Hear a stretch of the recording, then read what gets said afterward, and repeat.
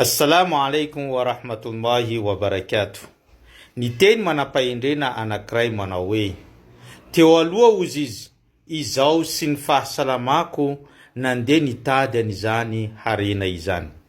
Ankehitriny kosa izaho sy ny harenako indray no mandeha mitady an'izany fahasalamana izany. Raha jereva nakaiky izany teny ny manam-pahendrena izany dia mifono lesona sy anatra lehibe amin'ny fiainantsika eto ambony tany. Satria misy ampahany amin'olona rehefa andeha hitady an'izany vola mankarena zany dia tsy mieritreritra intsony ny fahasalamany, tsy manisy fotony intsony ny vatany sy ny voninainy, hany ka rehefa azo indray ilay harena dia lasa izy mitady an'izany fahasalamany izany. Nefa ny taddio raha lasa nabavy anatin'ny finoana Islamo fa ny fahasalamana no voalohan'ny karena, ary ny fahasalamana no loharan'ny karena. Izany hoe, na dia manan-karena tahaka ny ahoana ianao, na dia anananao aza izao tontolo izao, fa tsy eo aminao ny fahasalamana, dia zava-poana izany rehetra izany, ary tsy misy fahafinaretana azonao amin'izany. Ary raha ohatra ka manana faniriana ianao hanangona an'izao tontolo izao, hitady an'izao tontolo izao, nefa tsy eo aminao ny fahasalamana, dia tadidio ihany koa fa mijanona ho nofinofy izany rehetra zany.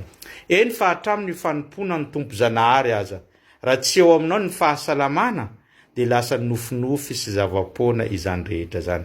Ka tadidio manomboka androany fa ny fahasalamana no loharan'ny karena. Fahasalamana no zava-dehibe eo amin'ny fiainana, ary tokony ho tandrona mandrakariva izany fahasalamana izany.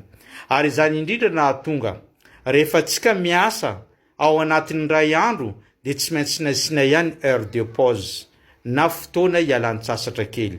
Ary rehefa tonga ny herinandro dia tsy maintsy nasiana ihany koa 2 andro mba ataonao ialana sasatra mandritra an'izany weekend izany. Ary isan'ny taona ihany koa dia mbola nomena 2 volana isika hanaovana congé mba ialana sasatra, satria fantatry ireo mpampiasa, fantatry ny olona rehetra fa lehibe izany fahasalamana zany. Raha very aminao dia very ny fanananao iray manontolo, very mihitsy ny fiainanao eto ambony tany, ka tsy zarizary izany. Amararantsika azy teny ny mpaminany sallallahu alaihi wasallam: misy fahasoavana lehibe anankiroa ozy izy, zay tsy tsapan'ny zanak'olombelona raha tsy efa miala eo aminy. Dia tsinona izany? Ny fahasalamana sy ny fanananao fotoana malalaka. Ireo zavatra anankiroa tsy tsapantsika. Ny fahasalamana androany satria mbola salama anao, dia ohatrany hoe fa fahazarana le izy mifo maraina, tsy misy problema, tsy misy nininina. Fa rehefa marary ianao, tsapanao ny fahasoavana zany fahasalamana zany.